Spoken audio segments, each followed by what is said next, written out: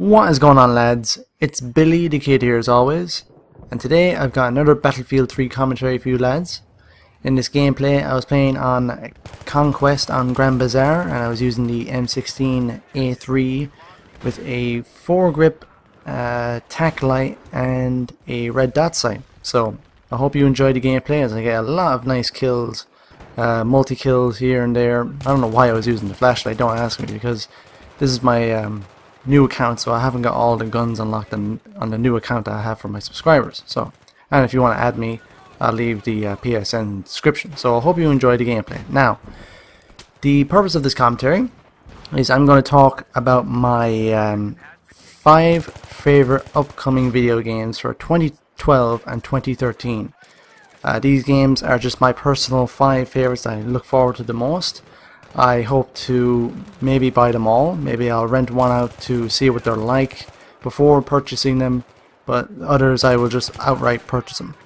So, the first one I want to review is Resident Evil 6, that is going to be coming out on October 2nd of 2012. Now I'm very excited about Resident Evil 6. It's one I am definitely going to buy. I'm a huge Resident Evil fan. The very first Resident Evil I ever played was Resident Evil 4, and that was for the PlayStation 2, the Xbox. I think it was for the Xbox. Maybe I'm wrong about the Xbox, but I'm pretty sure it was for the Xbox. Maybe I'm wrong. But I played it on the PlayStation 2, and that was the first Resident Evil game I ever played. However, I believe I was 5 years old or 6 years old. My 2 older brothers rented out the very first Resident Evil, the one set in Spencer Mansion. I think that it was released, I know, in 1996, because in the game it takes place in 1998, 2 years ahead in the future, you know. So I think it was about 5 or 6, and I remember quite clearly bawling my eyes out when the zombies appeared on the screen, because I don't know, I think my brothers were babysitting me while my parents were out drinking, as we Irish do. So they were real arseholes, and they were teasing the crap out of me. And of course I would cry my eyes out because they're zombies, you know, and a 5-year-old would not like to see zombies at the time. But I remember very distinctly that my brothers would outstretch their arms and slowly approach me while doing the sound, and I would just bawl my eyes out. So that was my first horrifying experience of Resident Evil, and as I got older, and I just instantly got hooked into the game, especially Resident Evil 4, since it was the first Resident Evil I played. But I just instantly got hooked. I watched entire walkthroughs of Resident Evil 1, 2, and 3, all the previous Resident Evils before Resident Evil 4 on YouTube. I never played it myself because I didn't think I was actually ready to play that type of game due to all the stuff you have to find, all the puzzles you have to solve.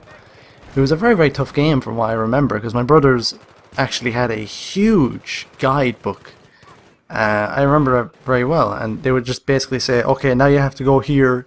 No, you have to go back to that room there and get that stuff. Yeah, it was just a huge notebook. It was like page after page after page, and I knew when I saw that, you know, no, when I get older, I'm not playing that.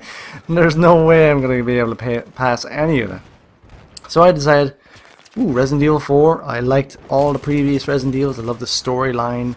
I played Resident Evil 5, I bought it, and passed it, played multiplayer, all that. I was a bit disappointed because I'm a huge fan of the character Albert Wesker. I mean, he's the main bad guy for the entire Resident Evil series, right from the beginning, from the very first game. And I was kind of disappointed how they just killed him off in Resident Evil 5, and a lot of people were saying, oh, don't worry, he'll come back in Resident Evil 6 and whatever the sequel will be. I said, nah, I don't think so. He got blown up in a volcano. He ain't coming back. But who knows? Maybe he'll come back as a clone or some type of super freak. I don't know.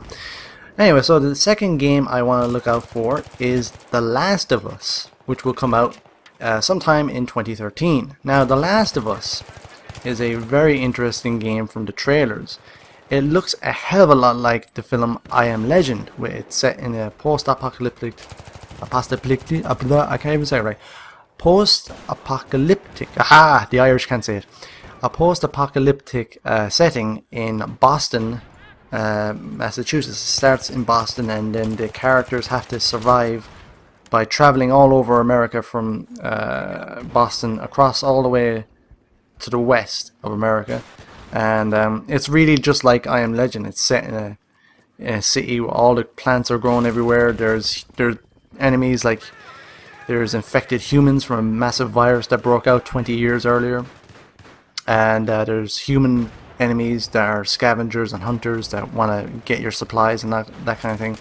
I like that type of setting. I like the post-apocalyptic. Once again, I have to say it. Jesus Christ. But I like that type of setting where you have to absolutely survive. You have to do everything to survive. Hey, if I have to go and kill these two guys who are just trying to survive just like me to get their supplies, I'm going to do it. I'm going to just go ahead and kill them. I'm going to have to take their supplies. If any of you like DayZ, the mod for Armed Assault 2, I'm sure you're going to like The Last of Us. It's got a very similar setting with, you know, the zombies and the survival mode and the survival aspect of the game. So if you like DayZ, you're probably going to like The Last of Us. It's going to come out in 2013. Number 3 on my top 5 upcoming video games is the reboot of Tomb Raider. Now I'm sure some of you are, you know, older than me and have played Tomb Raider. I remember once again seeing it when I was a kid. You know, it's kind of silly looking at the game now with its graphics, but hey, Metal Gear Solid, the first one for PS1, I still have that. I still enjoy it. I play it like maybe once or twice a month. I'm still trying to beat it on Extreme. It's fucking difficult. Oh Lord, it's very difficult. But like I said, if you love a game that much, you don't care what the graphics look like. You enjoy the game. So yeah, Tomb Raider is the reboot is coming out March 5th, 2013, and I love the Uncharted series, especially Uncharted 3. I think the single player is awesome, and I like that type of adventure, type of third-person game. So I'm really looking forward to Tomb Raider. Number 4 is Assassin's Creed 3, and it's coming out in North America on October 30th and in Europe the day after that. I have played a little bit of Assassin's Creed, the first one. I think I played about 3 hours of it. I rented it out one day, and I thought it was good, but I wasn't really into the whole, you know, sword fighting knife thing. It's just not my thing. But when I saw the trailer for Assassin's Creed 3, which is set in the American Revolution, excuse me, Americans, if I get your country's War of Independence wrong. I think it's 17,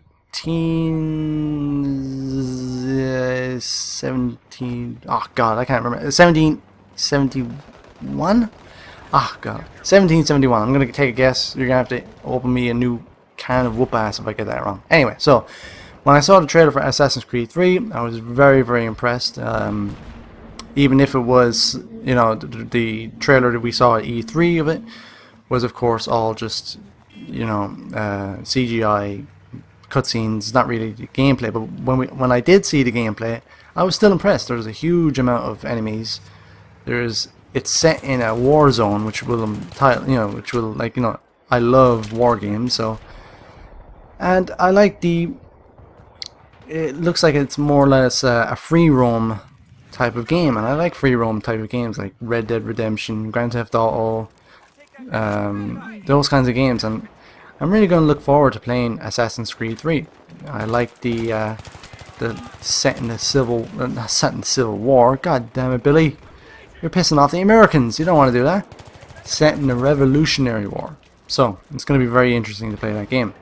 And finally, Splinter Cell Blacklist, which is supposed to come out in the first quarter of 2013. Now, I saw a recent trailer, not a recent trailer, but a recent gameplay of this in action, and my friend Hit Squad is really liking this as well. It looks really, really nice. I can't wait to play that. I remember playing Splinter Cell, the first one, again. I'm playing the first of everything, man. I'm really, really old. But I remember playing the very first Splinter Cell. I thought it was okay, but I'm more of a Metal Gear Solid fan. myself. I mean, a guy with three green lights on his head and nobody can see him. Meh. I don't know about that. Even if they are night vision goggles. But when I saw the gameplay of Blacklist, I was really taken back. I mean, all the really cool action moves you can do with enemies by taking them out, by, you know, breaking their necks and blowing their heads off and killing multiple enemies at once. It really looks nice. So I'll be really looking forward to renting that out. And if it's good, if it appeals to me, I'll definitely buy it. If I enjoy a game, I buy it. That's just how I am. And I'm gonna go into a little bit of a gameplay right here. I'm playing with my good friend Lunderimpa. He's also a YouTuber whose channel I will leave in the description for you to go and check out if you wish. This gameplay was really nice. We just had this gameplay today. Wherever day I'm posting this is not the day this happened, so future viewers take note. This was a very intense game. I have no idea why they pushed for Bravo so hard, even though it was clearly game over. I mean, we had them bet. Oh, there's John Rambo with his massive M60, but this is a very intense match. They kept on pushing and pushing and pushing, but so I have to give them credit. Even though it was clearly game over, they still pushed very hard, and it was quite insane on that Bravo flag. You may have seen earlier on, it was just they would not get out. It was very tough to pour them out. And you may notice that in the gameplay I'm turning a lot more faster. That's because I turned up my sensitivity on my controller. I was recently, you know, always playing with very low sensitivity, maybe 3 or 4, and I've put that up to maybe 7 or 8. I'm really liking it. It's getting a little bit hard to get used to, but I needed to get something to turn me faster. So hopefully with practice I will start to get used to it. Well lads, this commentary is finally wrapping up. I hope you enjoyed the gameplay. I hope you enjoyed the commentary. Please leave feedback, and please leave in the comments what game you look forward to in the upcoming year or in this year. Lads, this has been Billy the Kid. Once again, I thank you for watching. Please subscribe, please share, comment, like, and all that good crack. And I'll see you later.